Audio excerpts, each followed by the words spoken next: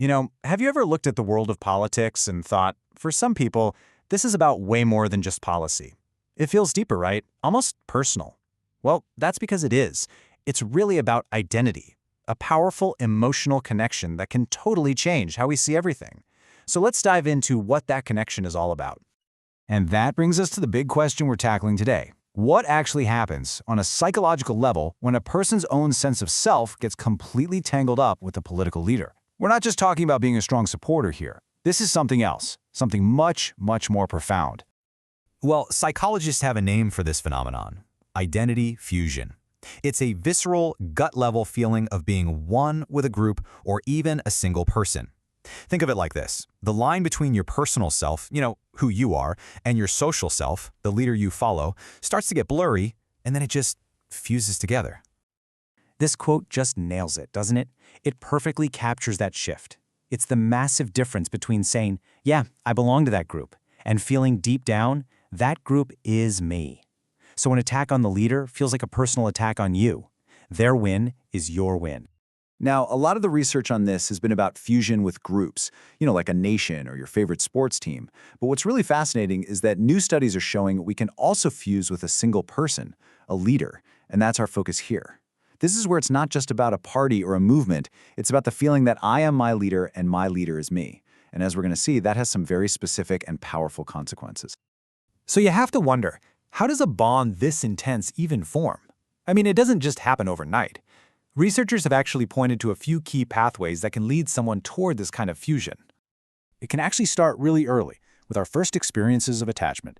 The bonds we form as kids can create a kind of blueprint for these super strong connections later in life. Then it gets deeper when a leader comes along who seems to just perfectly get our values, or maybe our biggest frustrations. Throw in some shared, intense emotional experiences, think of a massive political rally, and that feeling of oneness gets supercharged. And finally, you have symbolic actions and powerful stories that help weave that leader into the very fabric of who you are. Okay, so understanding how it happens is one piece of the puzzle. But what are the stakes? What are the actual real-world consequences when a person's identity truly merges with a leader? This really says it all. The leader stops being just a politician you happen to support. They become an extension of you. Their fate feels like your fate. Their fight feels like your fight. Suddenly, their survival feels absolutely essential to your own. And look, this isn't just some abstract theory. A 2024 study, for instance, found that supporters of Donald Trump who had a really high level of identity fusion with him were also much more likely to see their political opponents as a genuine threat to the country and to be okay with authoritarian actions. So what this shows us is the mechanism at play. The stronger that feeling of fusion, the more personal and extreme your politics can become. So for the individual, this fusion shows up in some really specific ways. It can lead to a willingness to take extreme actions to support that leader. It means you don't just agree with them, you become a passionate amplifier of their message. It makes the opposition seem not just wrong, but dangerous. And because of all that, a political loss isn't just disappointing. It can feel like a devastating personal and moral failure. Now, let's zoom out.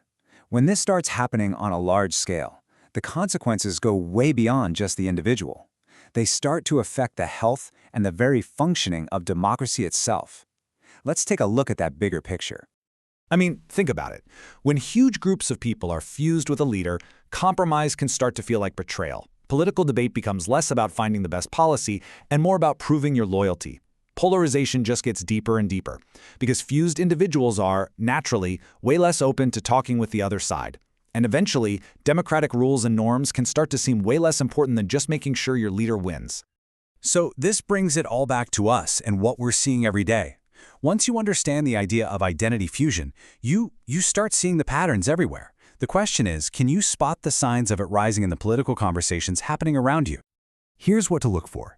Listen for that really intense us versus them language, where the other side isn't just wrong, they're evil.